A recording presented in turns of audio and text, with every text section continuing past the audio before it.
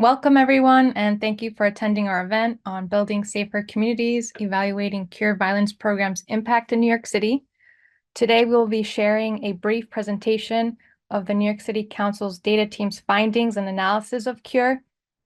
With the presentation serving as background and context, it should help you all follow along with what I hope will be an insightful and engaging panel discussion. While this panel discussion may just be the beginning of future conversations and policy developments, this event is the culmination of a year or more of our effort to not only showcase our work, but also contribute to moving the needle on this important topic. The goal of the Council's data team is to inform legislative and policy-making decisions at the Council by way of data analysis and scientific inquiry. This project is a team effort, not possible without the great work of Rachel Avram, Eric Huepke, Alat Moussaoui, and Melissa Nunez, who I will be handing it off to in just a moment. My name is Rose Martinez, and I'm the Assistant Deputy Director for the New York City Council Data Team, and I am extremely excited to be moderating this discussion. Before handing it off to Melissa, I would like to also thank the Open Data Week organizers for holding this conference every year, and to all the esteemed panelists for accepting our invitation to participate. As Melissa begins her presentation, I invite all attendees to share, and I guess as has been stated already, where you're coming from, your organization, your interest in this topic, or a fun fact. For example, I'm streaming from Brooklyn. I'm part of the New York City Council data team, moderating this cure-related event. Fun fact, I have a twin sister, and she is not moderating, I am. And Melissa, you can kick it off. There was a question, I think Councilmember Althea Stevens has a hard stop at 6:30. I don't know if Councilmember, you would like to say something. Sure. I'm really excited and happy to be here. And I'm really sorry I didn't realize that the panel started at 6:30. So I'll try to stay on as long as I can.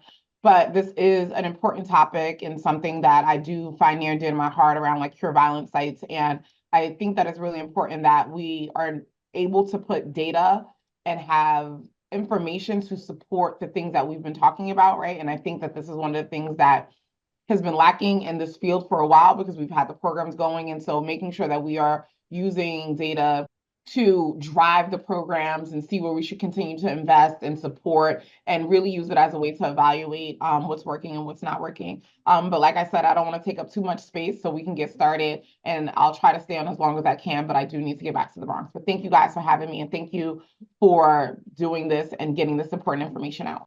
Thank you. Melissa, kick it away. So hi, everyone. My name is Melissa Nunez. I'm a data scientist at the New York City Council's data team, and I'm really excited to be presenting our work today. So in this session, I'll be talking about the effectiveness of the Cure Violence program in New York City and its role in enhancing community safety. I'll cover some background information regarding what Cure Violence is, how it differs from other gun violence prevention strategies, and I'll also present our team's own analysis of the Cure Violence program. And so first, looking at the status of gun violence in New York City, we see that violence in New York City is near historic lows. Homicides and shootings are down 25% and 11.9% since 2022, respectively. New York City has lower violent crime than most other large American cities. However, 73% of voters still rate crime as a major concern. We see that violent crime is an ongoing issue in several hotspots. Specifically, 2/3 of shootings occur in Brooklyn and the Bronx, and we have seen that this is consistent over time. And then there's also this idea of the rigid geography of violence, referring to crime remaining relatively concentrated even as absolute levels decline. And so from that has stemmed a growing interest in testing alternative strategies to address crime. And by alternative strategies, we're talking about things like community programs that aim to meet basic needs, for example, education and housing, rather than involving the legal system. And it is very important to be able to rigorously evaluate these programs, as the council member mentioned, in order to make data-driven conclusions about their efficacy.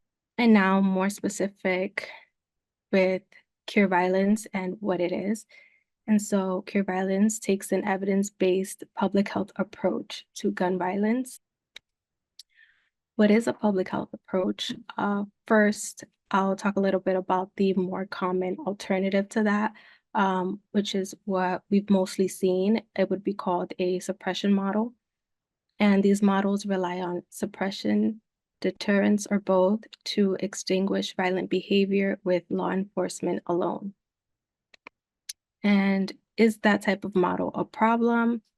Well, suppression models can generate immediate results, but they don't necessarily lead to deeper social change, which is argued to be the root of the issue.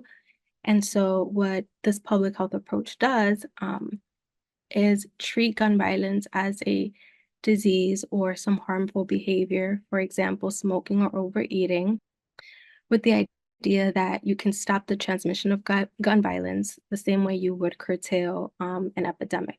How does the program work?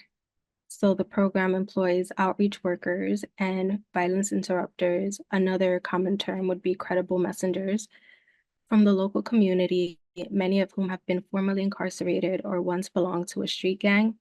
Those workers canvass their neighborhoods to stay aware of potential conflicts, as well as leverage their existing social networks and community knowledge in order to de-escalate conflicts between individuals before they lead to gun violence. The Cure Violence model has outlined 4 specific goals or outcomes for the programs. The idea is that, or the goal is that Cure Violence will decrease the number of shootings and or homicides in the geographic area where it's implemented. It will change violent behavior and attitudes about violence among high-risk youth. It will increase referrals of high-risk youth to education, employment, and or other social and health services. And it will increase the number of community members who reject violence. For our research, and we also found that a lot of the already existing research, there's a focus on the first outcome, which is decrease the number of shootings and or homicides. And just to talk a little bit more about the research that does already exist, researchers at John Jay College of Criminal Justice have analyzed crime data to compare areas with and without Cure programs. Specifically, they compared South Bronx and East New York to similar catchment areas without the Cure program. They looked at data between 2014 and 2016, and they found that gun injuries and shooting victimizations decreased significantly more than in the comparison areas. They also found a 33% decrease in willingness to use violence in serious disputes. Looking at Chicago, where the program originally began, there's research out there that has analyzed 2 years of data on violent crimes for the districts targeted by the Cure programs. That research found a drop in total violent crimes, shootings, and homicides held throughout the intervention year. They also found a decrease of 64 violent crimes per district per month on average. And a third area that was analyzed was Baltimore. They as well have implemented the program, and there's research that compared Cure neighborhoods to similar regions without Cure. They found reductions in gun violence in areas bordering the treatment neighborhoods, which can be evidence for the possibility of spillover effects. They also found a decrease of up to 56% in homicides. And so in order to contribute and add to the conversation, our team decided to do a longitudinal analysis. Our research question is, does this EPI approach to reducing gun violence work? And by work, we're specifically referring to, does it reduce the number of shootings in the precinct areas where it's implemented? We wanted to highlight that our analysis has a large sample size. We specifically have 17 years worth of data, along with 28 precincts that have had the Cure Violence program implemented. And our longitudinal analysis also consists of adjustments for time trends, demographic trends, and COVID trends. And why this is important is because the sample size leads to greater statistical power or confidence in some result that we get. And the multivariable analysis allows us to try our best to minimize the possibility that something else explains our results. And now our look at shootings across precincts. We see that on average, there are 1,600 shootings in New York City per year between 2006 and 2023. Approximately 19% of those shootings end in a homicide. And for this map in particular, we looked at the 7-year average shooting rate per capita for all precincts from 2006 to 2012.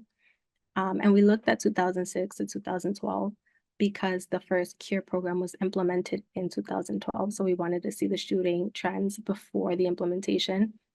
And as you can see from the map, it shows that CURE precincts, which are outlined in Black, tended to have higher shooting rates than precincts without CURE programs.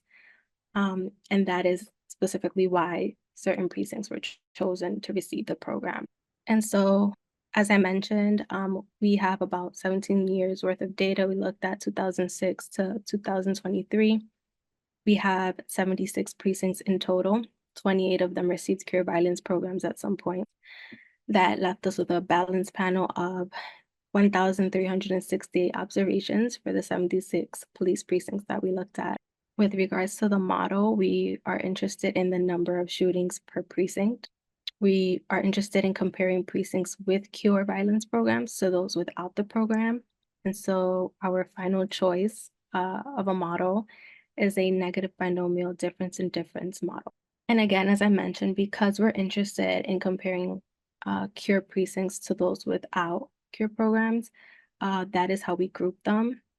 So in blue, we have all of the precincts that received CURE at some point in time. And then in red, we have all of the precincts that have never received the CURE violence program, and we call those the control precincts.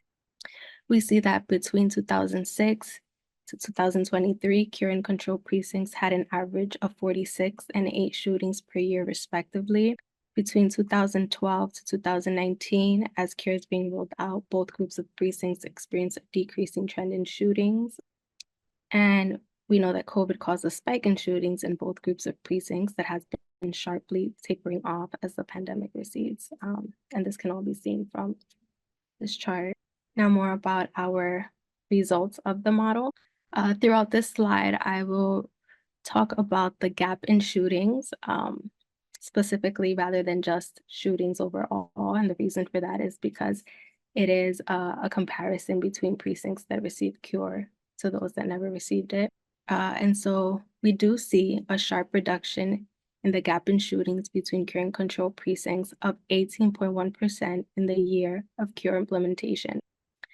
Then we see a reduction in the gap in shootings of 17.3% in the first year post-CURE, a reduction of 18.5% in the second year post-CURE, and then an average reduction of 15.9% in the years after that. So our data, or the data, strongly suggests that CURE violence is an effective component of the city's collection of strategies to remedy gun violence.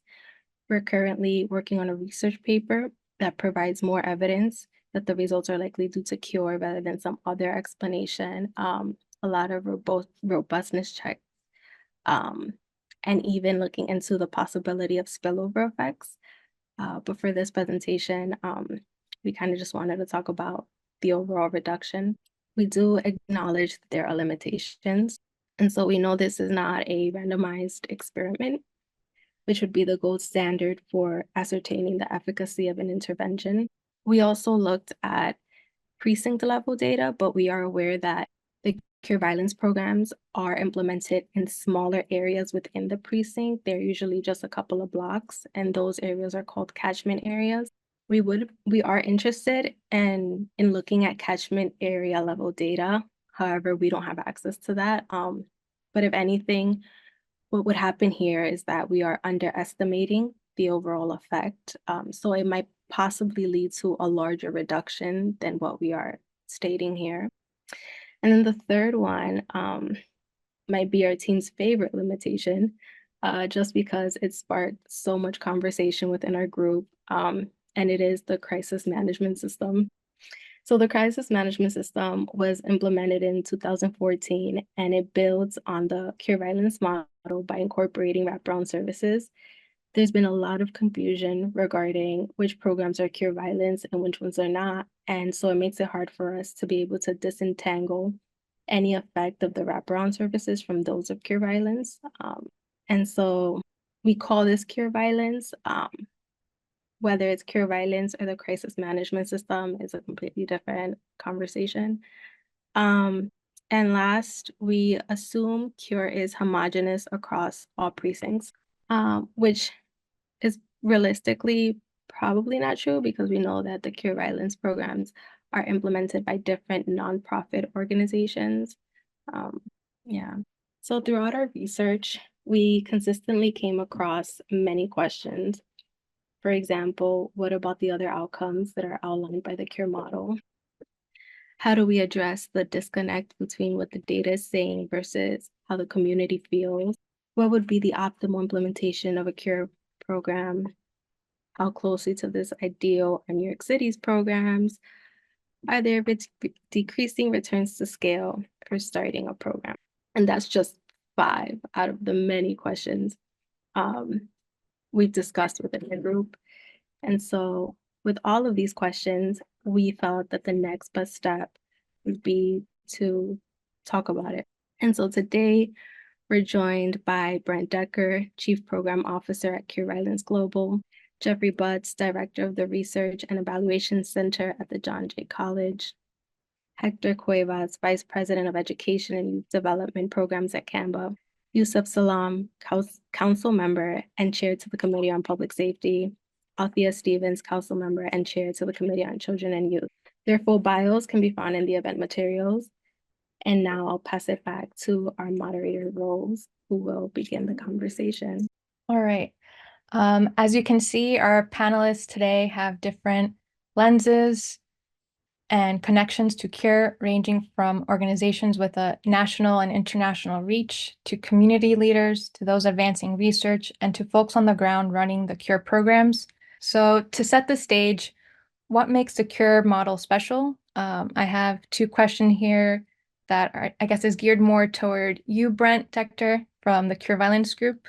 What was the motivation for the belief that gun violence spreads like an epidemiological phenomenon? What are the pros and cons of community-based, or as from John Jay and the research they've done in a recent paper, the CVIR, or Community Violence Intervention at the Roots, versus individual-based methods of addressing gun violence? And then from there, what has CURE as an organization learned through its, how has CURE Violence Group as an organization learned through its existence? Have these insights led to any changes in how you operate? Great. So thank you for the questions and thank you for having us here. Like you said, my name is Brent Decker. I'm the Chief Program Officer here at Cure Violence Global. I've been with the organization for 21 years. I had the fortunate experience of being part of the first trainings in New York and meeting a lot of the folks that and organizations that really advocated this to be part of New York's broader strategy to address violence, kind of from a different perspective.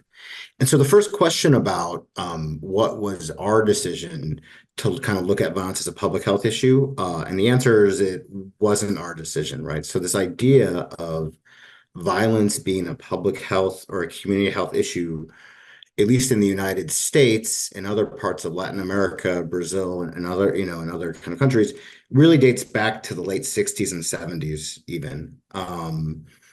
Thinking about how do we address this issue of violence from a health or community health lens. And even, going back to like 1979, the Surgeon General put this in their first report, into the early 80s when the CDC kind of really adopted this idea of violence as a public health issue.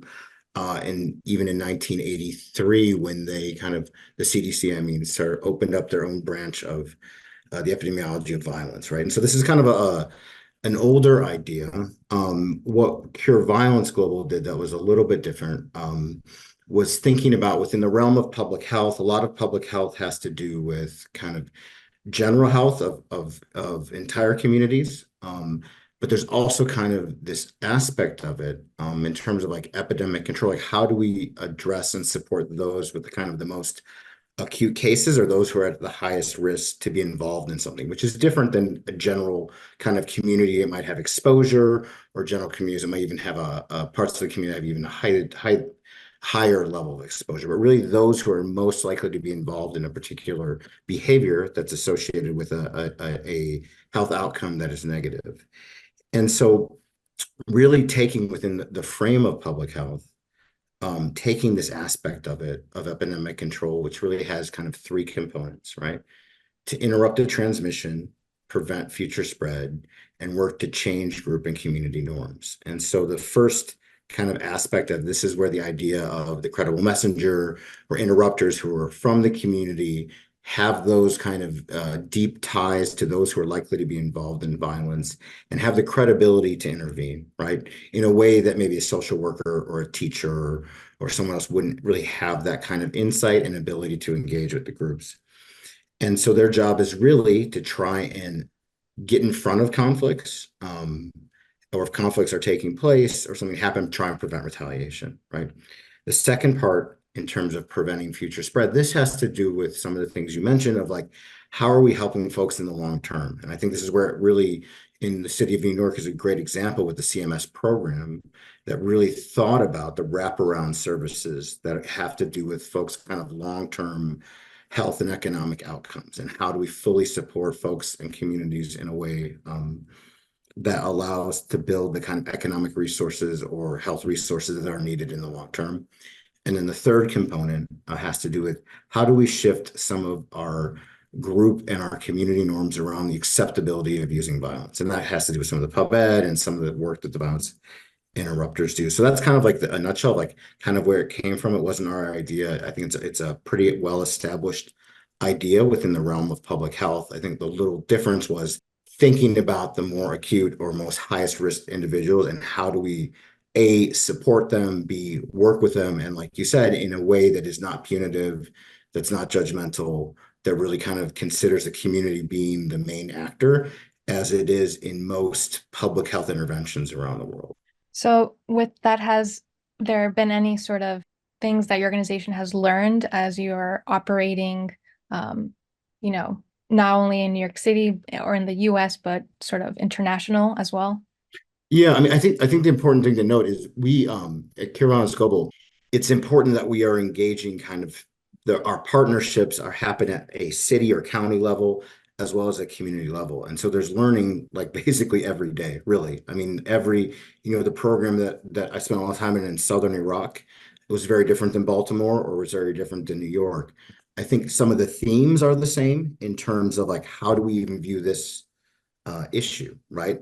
How do we even view folks that are involved in violence? Are these bad people that need to be punished? Are these folks that have been, exposed to violence and have, there's a whole kind of historical and structural issues that kind of surround all health issues that really require support and a different kind of approach. And so I think that is the same everywhere.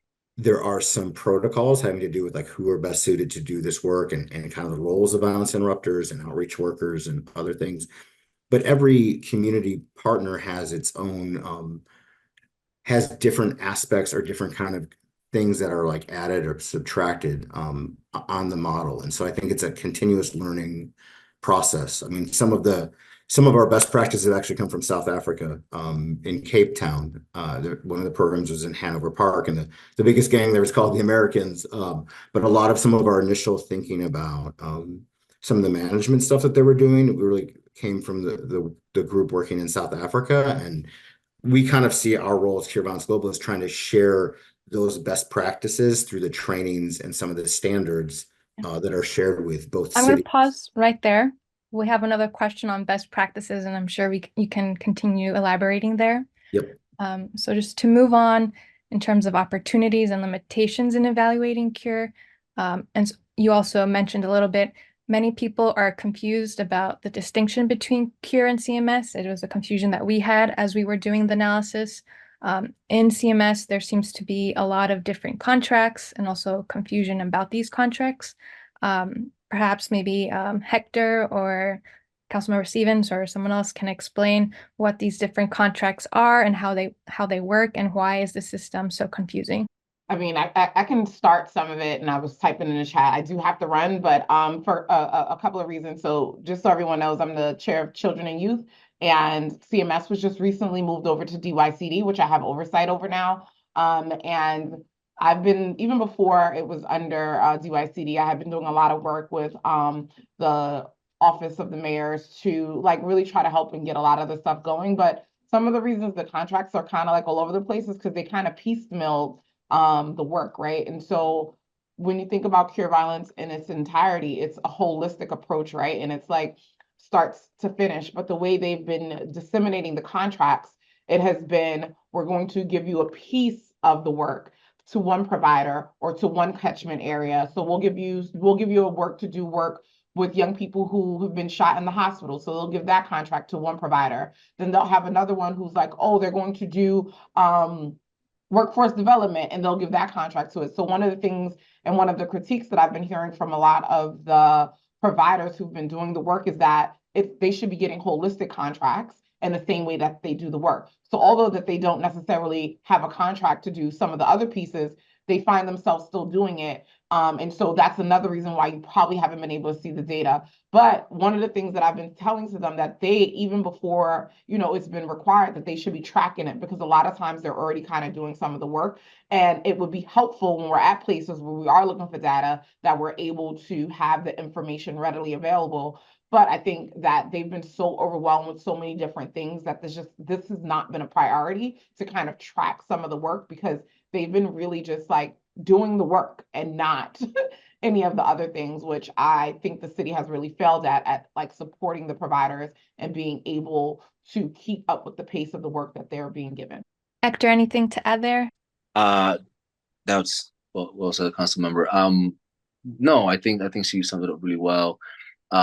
So the contracts, yeah, we sort of get confused with Cure Violence versus CMS. Well, not internally, we understand, but the public does, and when we're having these conversations with partners and stakeholders, it does get a bit confusing. So yeah, you may have a hospital responder contract versus a Cure Violence model contract versus a mobile trauma unit contract versus a therapeutic services contract. So it goes on and on. It's about 6 or 7 of them. And yeah, and totally dead on. We are doing therapeutic services. We are doing healing circles. We are doing mobile response, whether we have a mobile trauma unit or not. So yeah, that's 2 cents like that. Maybe CVG or John Jay, Jeffrey and Brent, would you have insights or ideas on what the motivation for this structure, or more, how does this differ from other cities? Do other cities have this wraparound structure?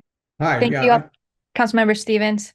First, happy to be here to be in this conversation. It's incredibly important that the communities and researchers partner to build the evidence for this approach, because it's sometimes it turns into a social movement and people just embrace it and support it because of what it represents. But if we don't build solid evidence for it, we will never be able to compete with the marketing power of law enforcement. And law enforcement and communities have to work together, but we need to have strong evidence-backed programs and strategies that depend on community resources, as you mentioned before. The differences between communities, and Brent, I'm sure, knows more than I do, but I have visited a number of places doing Cure Violence. And the problem I always see as a researcher is Cure Violence is a brand, and then people subscribe to the brand and start building out the components that meet their needs and that fit their community. And the problem with that is it inhibits our ability to develop solid evidence to say Cure Violence works. All we can say is, whatever they're doing in Baltimore seems to help. And boy, those people in Brooklyn have really got it together. But we can't say this model works. And I also heard the original founder of Cure Violence once ask people not to call it a model.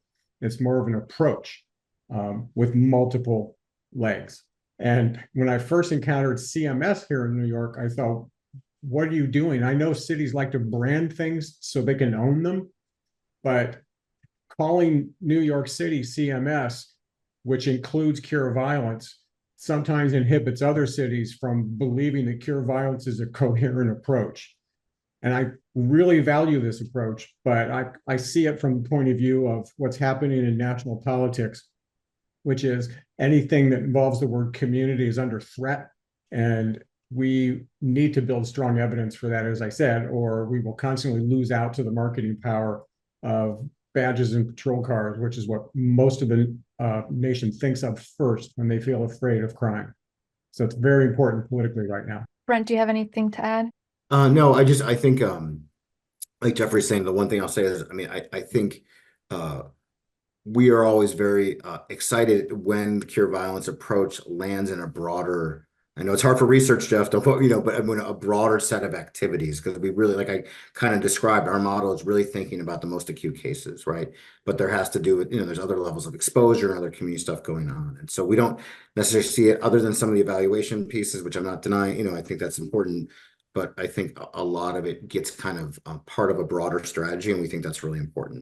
So to go back to evaluating, would this distinction between Cure and CMS, does it matter for an assessment of Cure's effectiveness? I think you might have alluded to it a bit.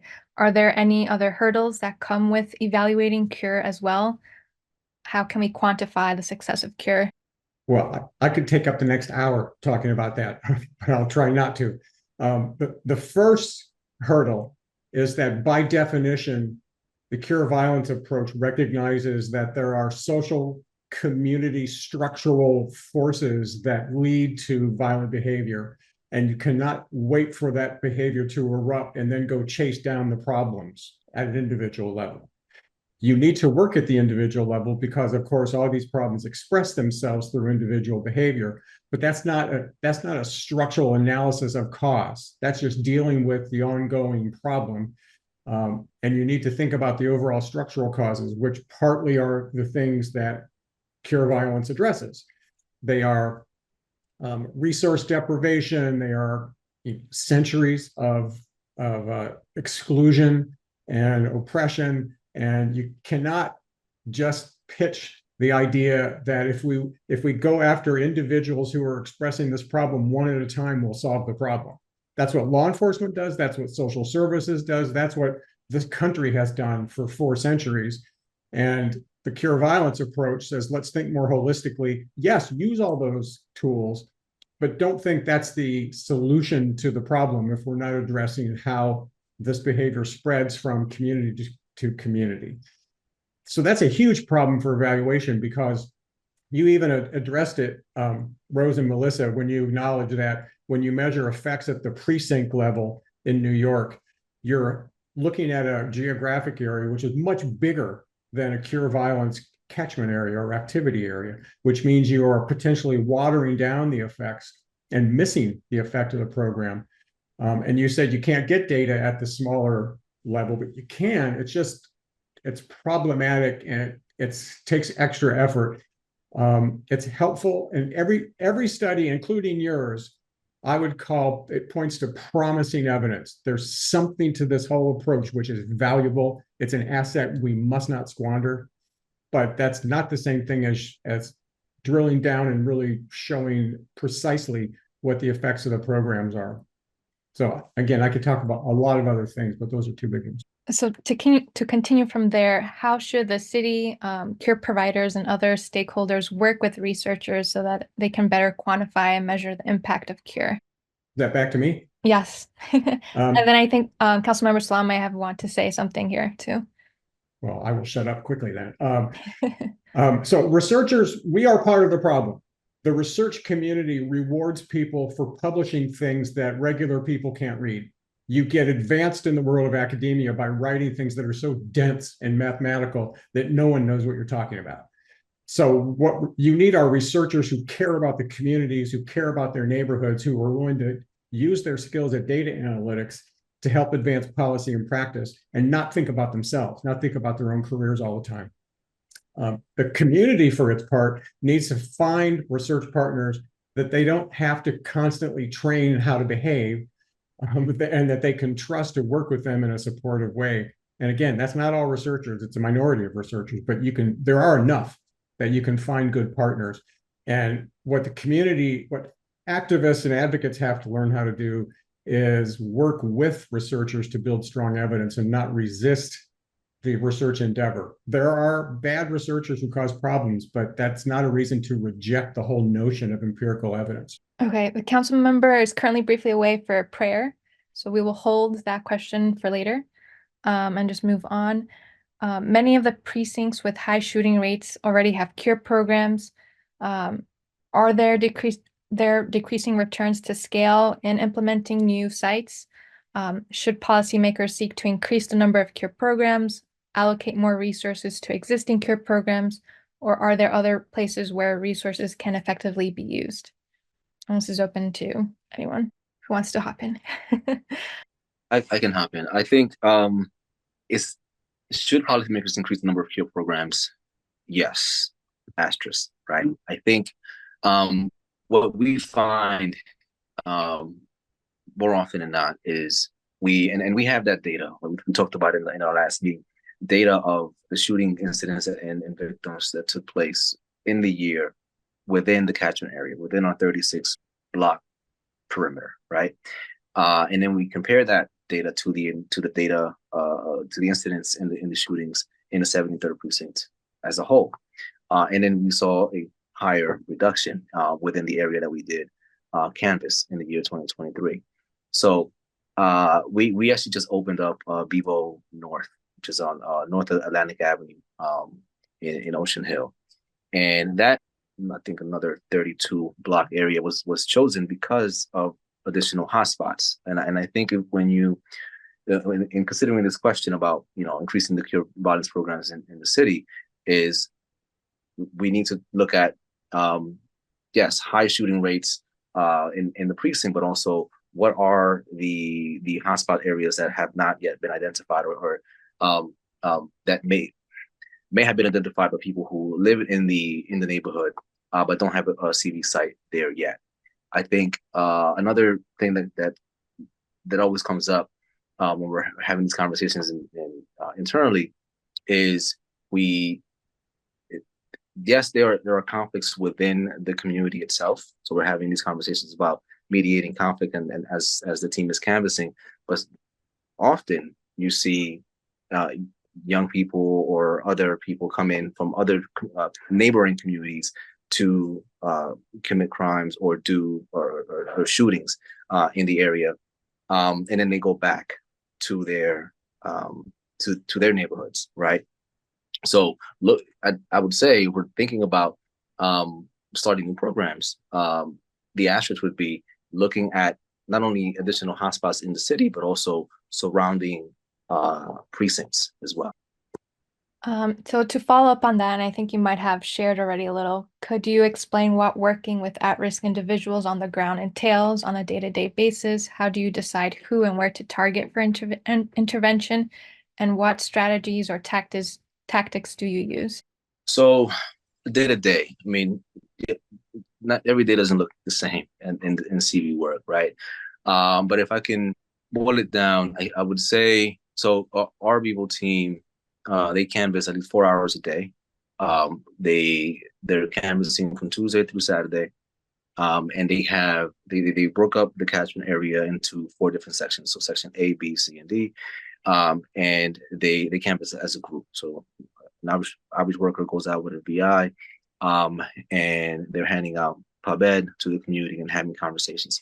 The day also includes briefings before they go canvass, and a debrief after they get back, talking about any mediations that took place in that day, or if there was an incident or student response, talking about what the response is going to be. So they're taking the temperature of the neighborhood. There is a constant check-in with the caseload. So every outreach worker has between 10 and 15 young people between 14 and 24 years old on their caseload. So they're checking in, they're texting, they're calling, they're FaceTiming, seeing how they're doing, making sure that they're going to their hearings or whatever it is that they need to be doing, showing up for work, right? Coming to the site if they have to submit any paperwork. So they're doing all that check-in with the team. And then there's we also run the situation table with the Bronx Safety Alliance and ICL. So we're looking into more of those high acute cases, right? So those young people who may have other things that are other issues that need to be addressed, right? So there's food insecurity, housing issues, domestic violence, any of those things that sort of put them in crisis mode. We are referring those out to a situation table at the BSA. So that's sort of, hope I answered the question, sort of strategies and tactics that they're using. And then, you know, the whenever something does happen, so the on the spot mediations, right? So they're trying to keep the violence at a minimum, and they intervene when it is safe to do so. So how does the reality of running Cure on the ground line up with the theory, or we shouldn't be using the theory as Jeff has put, or model here, and guidelines set forth by the Cure model? What would you say is working? What is not working? What are the challenges of starting and running a Cure site? And feel free to, after Hector, if Brent or Jeff, you want to chime in. What's working, what's not working? I mean, some of the challenges, and I believe, you know, our BEVO program managers and team would agree that the hardest part of the job for the VIs and OWs is changing the mindset of the young people, right? It's like there's things that are quantifiable, right? So the shooting data, the mediations, the number of hours canvassing, like those things you can quantify. But the changing of community norms and the mindset of the young people and how they, if they're, you know, easily triggered, right, or they're not able to regulate their emotions, that those are longer term things that take a long time to sort of, some young people sort of mature out of it. Others, they need additional support and healing. So that I would say that that's the most challenging piece of it. In terms of what's working, I think we're at a stage now, at least, you know, BEVO is at a stage now, you know, the program started in 2015, where, you know, we recently started doing a community survey, just finding out from the community how people are feeling and, you know, what they know about BEVO and the Cure Violence movement. We learned that 46% of the respondents know about BEVO because of word of mouth, right? So it's like people are talking to each other, right? They're not showing up to the office, or they're not, you know, social media or whatever, although we have those things. But people are talking about the program. And there are young people who are interested in the work and want to be part of the movement. So I think, you know, the approach, or just the model itself, and just the brand, like that Brent was talking about earlier, that brand is not just BEVO, but Cure Violence as a brand is definitely something that people gravitate towards. So yeah. I'll go next if I could. And, I see two problems with supporting programs. And one has to do with supporting the staff, the workers in these programs.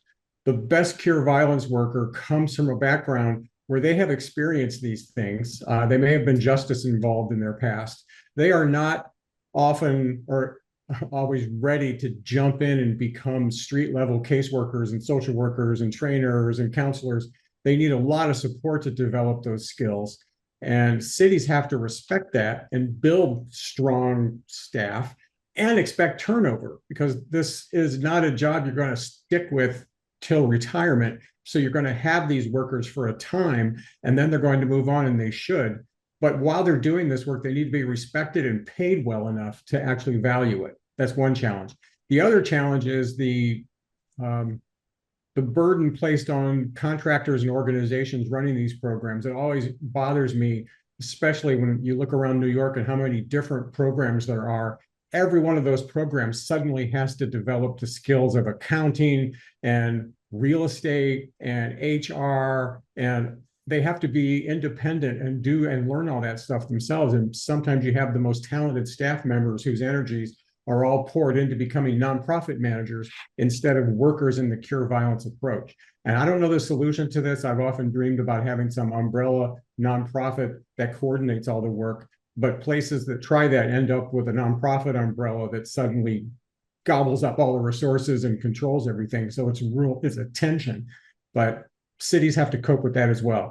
Brent, and I think Salam might also want to jump in here too. If you have something to say, Brent, if not, I can. No, I mean, the one thing I would just say is, I mean, listening to Hector's like speaking right now, I mean, I just like the idea of like the briefings, the debriefings, like that's like really, I think the heart of like the approach, and then how it gets lived in locally is different. And so I wish it was good hearing that. I mean, I think that's typically how a lot of the community-based organizations operate, by kind of using some of those foundations of the management, I think. But in terms of the problems and issues, I mean, in my mind, it comes down to resources. And I think despite how much money and kind of political will there has been to do this approach, if you look at it compared to any other kind of part of a city budget, it's negligible. It's probably a 0-something%. And so I think a lot of the issues that we see at the sites come down to money, and not fully being supported for many things, livable wages, the type of stuff Jeff's talking about, and so I think it comes down to resources in a lot of aspects. And I think so part of this is the research, but also understanding like what are the infrastructures that the cities are truly supporting these organizations, like what resources are actually being given, and then what is the expectation. Because I think if we were to think about any other type of strategy we're using to do like crime prevention, is there the same lens or rigor that's put on top of that, or the same suspicion, right, that some of the community-based approaches is? And the answer is like, no, it's not even close. And we're not even asking some of those questions. And so I think that has a lot to do with some of the stressors on implementation, for sure. And just to sort of summarize for Councilmember Salam, we were asking here, how could we better support violence interrupters? What steps can be taken to improve, was that the question? I think, yes, to improve recruitment and retention of cure workers. Yeah, I think, it's important also that we see the work that you all are doing, cure workers. Oh, did y'all? Yeah, we can hear you. So I looked at the thing, my microphone said it was muted. We definitely have to pour more funding into the communities and into the organizations that's doing the work. Because when I think about, the role of the police department, a lot of times people think that the police department is there to actually make sure that crime doesn't happen. And the challenge is that while the police department is there to do a job, the actual people that are actually doing the job, or the people that are on the ground, that know the community, that are basically on the pulse of everything that's happening. Years ago, I remember when I started to be introduced to some of the work that folks were doing, I thought how amazing it was that people who knew people in the community were actually stepping up and saying, you know what, I want to make sure that I can go speak to this person, because they don't have to go and pick up a gun because somebody disrespected them or somebody did something atrocious or whatever. We can try to figure out another way. A lot of it is really just trying to support those types of organizations, because when I look at the budget itself and the budget and the allocation of the funding, a lot of that funding goes to the police departments, but not a lot of funding goes to organizations that try to cure the violence that's going on in the streets. If we just took even a percent, like 1% of the budget that goes to the police departments, and we funnel that money into those organizations that's doing this work, we would have a lot of success rate, because a lot of it is really also making sure that people have the access to resources. A lot of people are doing this stuff on a shoestring budget, on a grassroots work.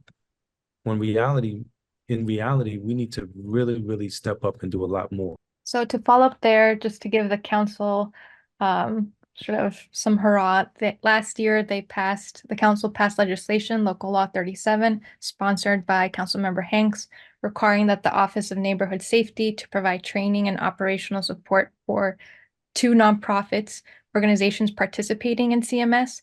So hopefully this is going to be like the beginning, but I'm sure there's still a lot of work besides that. Okay, moving on. What would you consider best practices for a CURE program, and how closely to these best practices are New York City's programs currently operating? I don't know if Brent might want to weigh in here, or Sure, Jeffrey. I can respond and then others can contribute. I mean, so for us, there's kind of like 4 or 5 main buckets that we've seen when folks do certain things a certain way that they tend to have the best results. The first has to do with kind of the recruitment of the community-based organizations, and like, are these organizations really ones that have the type of respect, deep histories in the community, that folks kind of look at them as credible, right? So is it the right community-based partner that's selected to do the work? From there has to do with kind of the selection of the workers, right? Like, are the workers who are being brought on as violence interrupters and outreach workers from that community, or have family ties to that community? Do they have the type of relationships required to do this work? So are they credible, but then also suitable in terms of having some other kind of life experiences that will help with that, right? Then we go into making sure folks are all trained, right, in kind of the basic trainings and like some of like just the foundational stuff. But then also, how else are we supporting folks, kind of like Jeff mentioned, in terms of long-term, like what other kind of certificates, what other trainings are available in terms of staff professional development, right? So that's kind of like the training of the staff. Then we look at the actual like implementation, like was being discussed earlier. Do we have the 15 participants? Are we seeing them enough? Are the violence interrupters able to get in front of enough potential events and follow up to really mediate situations, right? That leads to some of the norm change around it. And then how are the sites managing it, right? And so are we doing the briefings and debriefings? Are we doing individual supervisions, right, to really support the staff? Are we having the team meetings that look at both data in terms of our shootings and killings going up or down, but also like, how is the staff doing? How are we feeling? What other support do folks maybe need? And then the last component of it, what we're talking about tonight, is like, is there some access to some data that can help indicate how are things going? Maybe not an RCT, but like, is there something that we can look at? And so I think if we have these 5 or 6 kind of buckets mapped out, and our folks doing these things, we tend to see better results. And I would say by and large, you know, a lot of the sites in New York are meeting that criteria for all of those things. You know, so I'll stop there. I know I don't, I said a lot, but that's kind of, I think, generally the things that we think about. Anyone else wants to add? I'll jump back in, not to say what the core ingredients are, because Brent would be the person to answer that question. But another issue is the tension in these programs from, and I know, Brent, this is something you're talking about because I had a conversation with Charlie recently, which is the tension between the field and all the money flowing out of the federal government right now naturally flow toward individualized therapeutic interventions. They may be housed within a framework that sounds community oriented and run by good people, but the definition of success is calibrated by checking the behavior of individuals over time, for those who got the treatment and those who didn't. And that's what drives federal policy and spending, is that individual level change. And maybe I'm wrong, but in my view, I thought one of the values of the Cure Violence approach was respect for the anonymity of the participants. So outreach workers and violence interrupters may know people in the neighborhood, should know people in the neighborhood, but they're not going up to them and saying, what's your full name? What's your address? Can I get your phone number? They don't enlist them as clients. They work with them as residents. And that's not an easy way to get individual level change data. So the program has to survive on showing its effect at the neighborhood level and the community level, which statistically is much more challenging. But I would hate to see this model sacrifice itself on the altar of individualized therapeutic models just because there's so much money flowing there right now, because it's too valuable to squander in that way. Sort of to add another council legislative plug there, last year the council passed Local Law 34, sponsored by Councilmember Williams, requiring the Office of Neighborhood Safety to evaluate the performance of organizations that receive funding from the city for CMS, and this would include those running CURE programs. So I guess not sure how they will be evaluating, but at least they potentially might be some data on sort of these maybe metrics that you have mentioned, Brent. Moving on, what steps can be taken to help every CURE site get to the level of best practices? How can CVG help with this potentially, or are working currently in the moment regarding this? That's to me, right? Or Hector, you want? I mean, I can speak a little bit about the piece. I think so DYCD has introduced the peer violence indicators to all the CMS providers. We have been having a series of meetings and trainings on how they're going to introduce DYCD Connect and the evaluation monitoring system to all the CV and CMS groups, starting in especially we already had the first evaluation meeting a month ago, but starting in fiscal year 25. And some of the indicators are, I mean, we went through all of them, and they follow the model with fidelity, I would say.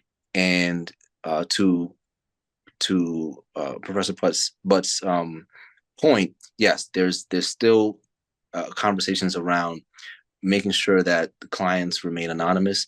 That's still something that they're sort of tackling. But I internally, we have been having conversations around how do we move young people towards their goals, right? So it's an internal conversation that we've been having with our Bevo team. And it brings me back to the point of training. We want to make sure that we respect the model and respect that we have brought on credible messengers as VIs and OWs to do a certain type of work, and understand that when they do come in to do this work, they're not ready. Some of them are not ready to do the case management without the support of the organization. And then I'll add on to that, the support of now DYCD, our funder, which is something that we've been sort of pushing. Like, yes, we've been having intimate partner violence trainings. Yes, we've been having, we've been doing internally, CPR on first day, stop the bleed, things like that, Narcan stuff as they canvas, just so they're certified and prepared for things like that. The basic VERT training, the 5-day training, those are things that they go to before they even start canvassing. But on top of that is like, how do you move a young person forward, right, towards the goal? And then this, again, it brings us to what additional resources can we bring in to have a dedicated case social worker, a licensed clinician on staff to have these conversations with the young people that they may not be able to have. Go ahead, Brent. No, I mean, I think that the long-term stuff can be very, very, very challenging, and there are, I think, sometimes a lot of different skill sets that are required and additional training and support. And again, that just gets back to resources. It's about how do we want to use our dollars to support, especially young folks that we're working with. In terms of like our data and our data systems and stuff, I think this will be helpful. But yeah, I mean, we don't collect names, we don't collect addresses. That's never going to change or anything like that.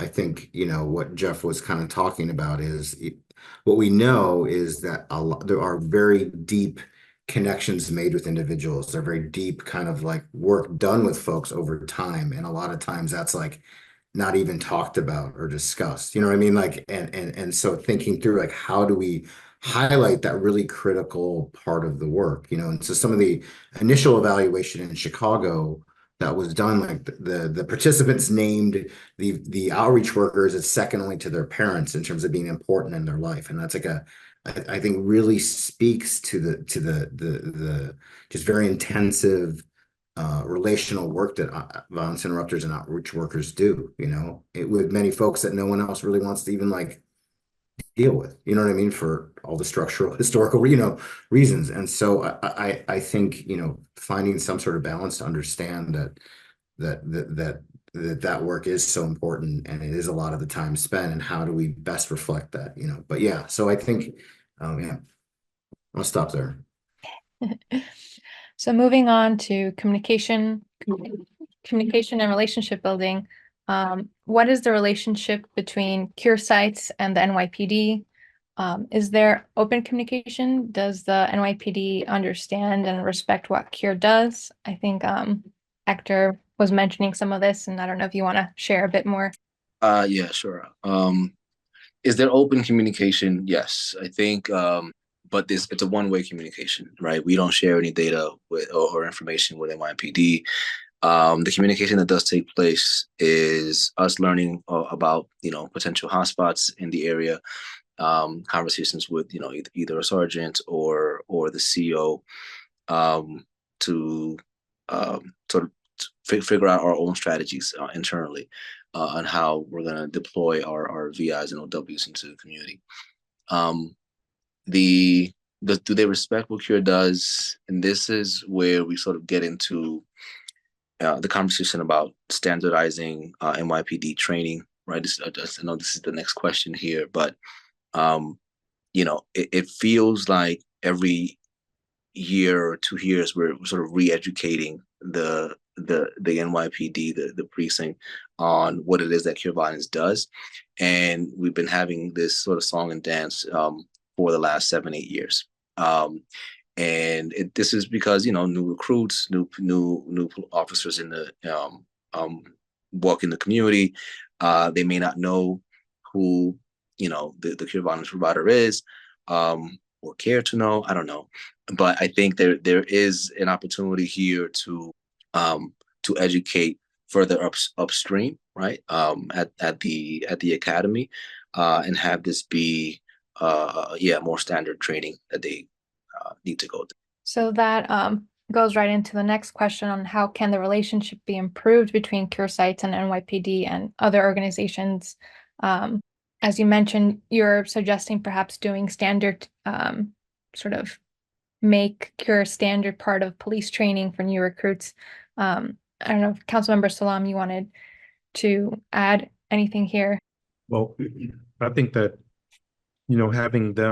having it be a part of the NYPD training is important because, as you said before, and this was discussed, sometimes this stuff is not known. They don't know that they're in an area where there's really support that can kind of interface in a way that's meaningful, as opposed to, having opposition. I don't know if I have more to say about it than that. I think that would be a great first step if that step hasn't been taken yet, Maybe does anyone have any ideas on how we can improve? I know a Cure was first managed under MOCJ, and now it's been moved to DYCD. Does anyone have sort of maybe ideas on potentially how the relationship is going or can be improved with that move to DYCD? I can speak to that. I think the move to DYCD was a good thing. I think it's been going relatively well. I think the team they have over there has put a lot of thought and emphasis in not only understanding the model itself and all the different parts of CMS, but also understanding the communities that we are serving. Those guys, they respect what the CV providers are doing. And we have felt the support in terms of the constant, schedules, trainings that they send out, and this move towards, having a collective evaluation of all of our programs. I think once we finally move into DYCD Connect, I think we'll have a better understanding of what's actually working for all the providers in New York City, and at a precinct level, and be able to share best practices with each other. Yeah. So it's going well. Anyone else, or I can move on? It looks like I'll move on. How can we improve communication and collaboration across and between cure sites now. I know cure locations just work in their own. I don't know if there's been any sort of sharing or building networks across, if they're neighboring organizations. Does anyone have insights to that? I'd be curious. I'd Okay. be curious to know if there has been any these sort of cure violence programs collaborations in other cities. And I guess Brent, I would ask you if you know of.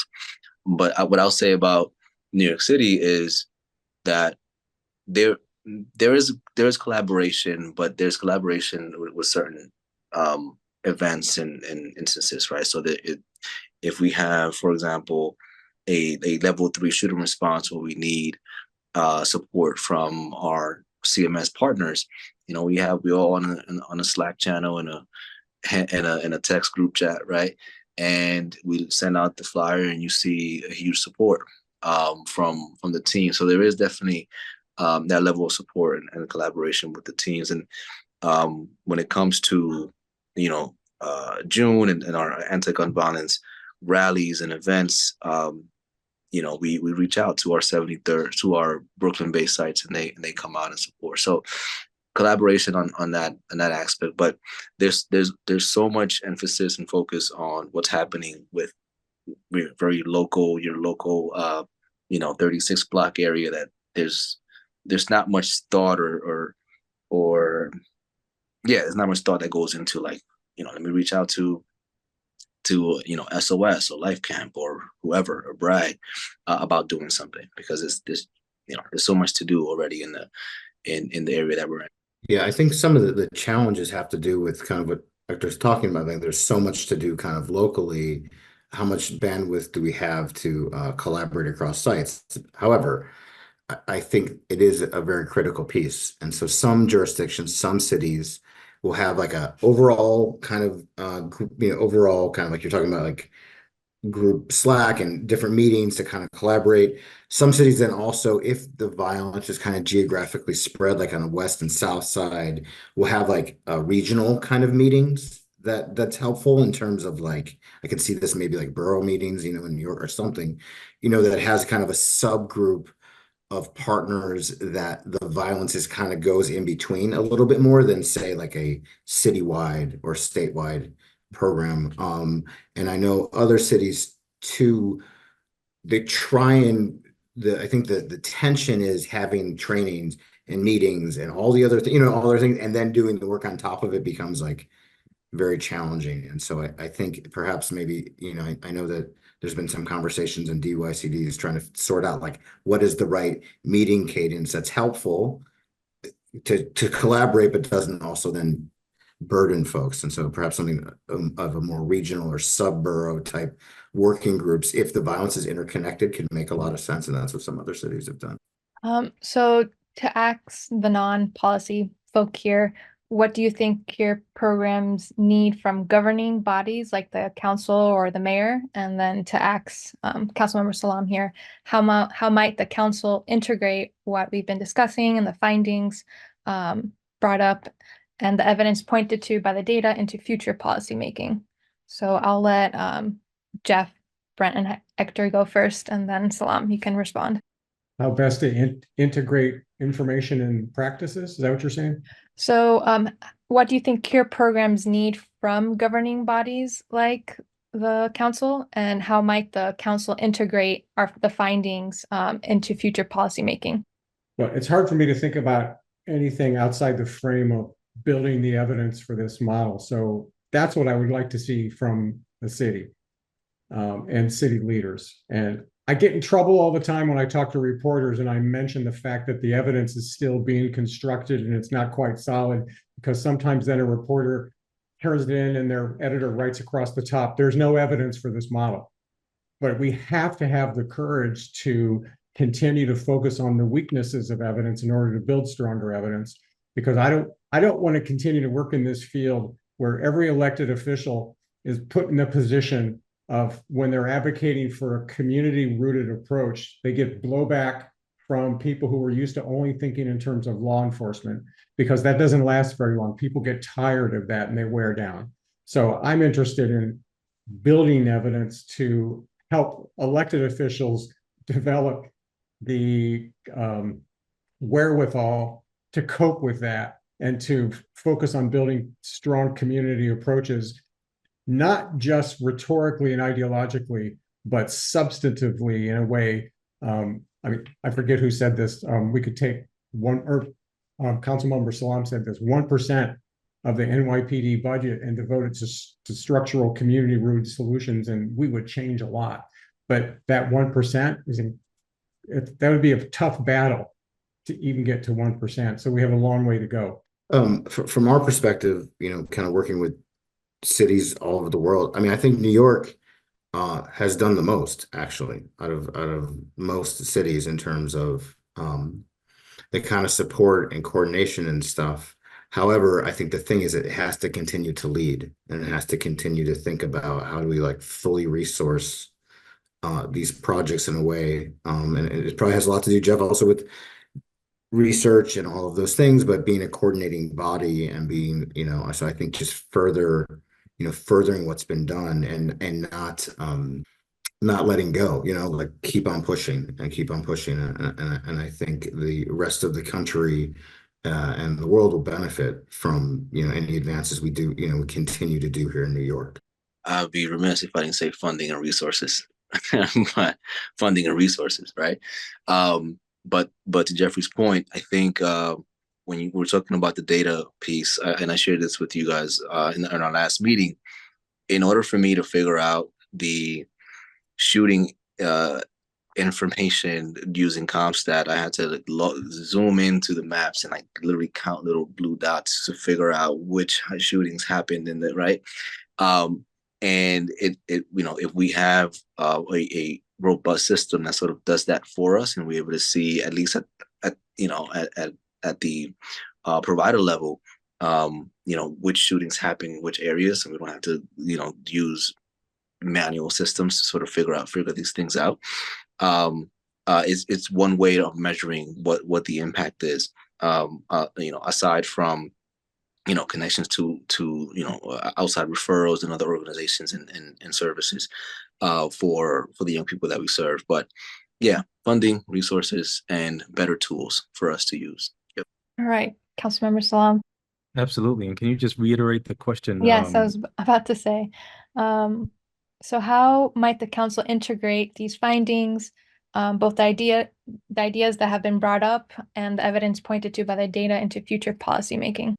The good thing about, I guess, the position that I'm in the council, especially, as it relates to public safety, is it's a very, very unique position to be in, given the oversight authority the Public Safety Committee has, these data and findings are a resource to hold our law enforcement not only accountable in the hearings that we hold, but also provide them with information on how to engage, the CBOs, to improve the quality of life for our community is really the goal, right?